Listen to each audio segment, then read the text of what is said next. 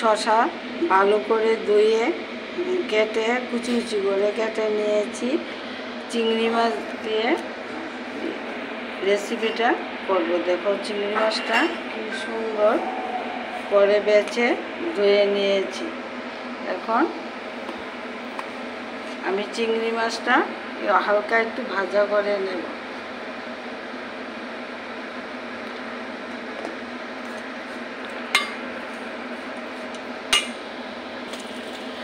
দেখো চিংড়ি মাছটি আমি হালকা করে ভাজা করে নিয়েছি। চিংড়ি মাছের ভাজা কড়াইতে আমি এখন ফোড়ন দেব। তোমরা আমার ফোড়নটা আমি কিভাবে দিই তোমরা লক্ষ্য করো। তেজপাতা, শুকনো লঙ্কা, গ্যাসটা কমিয়ে দেব। পেঁয়াজ কুচি কুচি করে কেটে রেখেছি ওগুলো দিয়ে দেব। পেঁয়াজের কাঁচা গন্ধটা চলে যাক।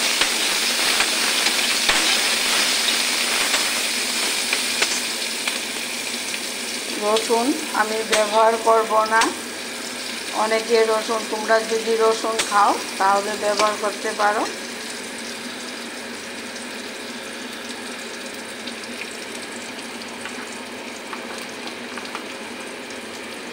লঙ্কা বাটা,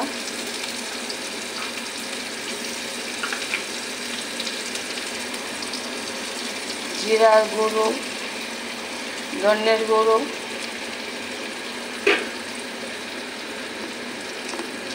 নুন দেব, অল্প করে নুন দেব।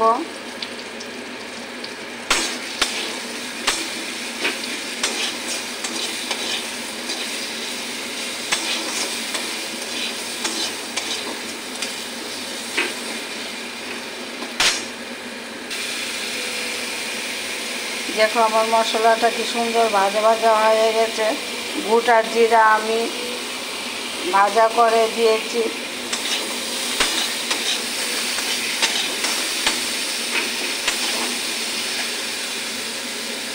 আদা বাটা দেব। ভালো করে আমি কষে নিয়েছি।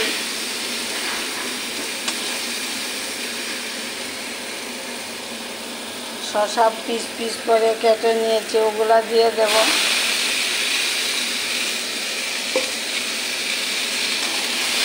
শসার সঙ্গে আমি মশলাটা মিশিয়ে নিই।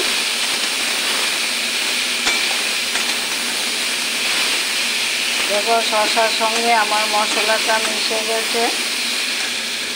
চিংড়ি মাছ ভাজা করে রেখেছি ওগুলো দিয়ে দেব।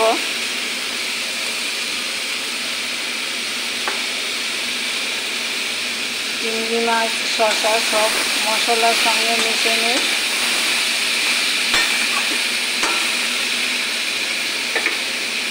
ঢাকনা দিয়ে দেব।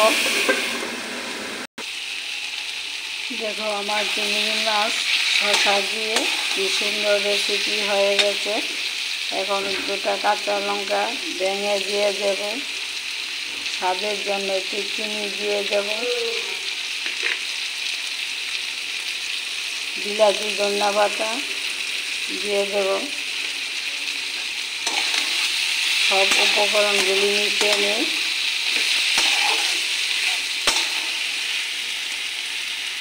চিংড়ি মাছের রেসিপিটা দেখো।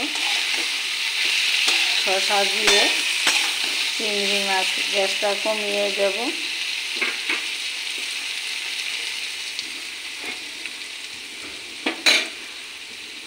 একটু নুন দিয়ে দেব।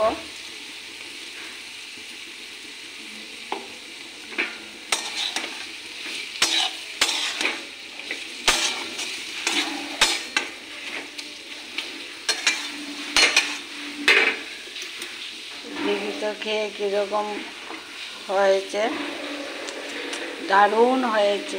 এইভাবে চিংড়ি মাছ শসা দিয়ে খাবে, খেয়ে আমাকে লাইক কমেন্ট করে জানাবে। আমি এই বাটিতে সার্ভ করে নেব। চিংড়ি মাছ শসা দিয়ে আমার রেসিপিটা হয়ে গেছে।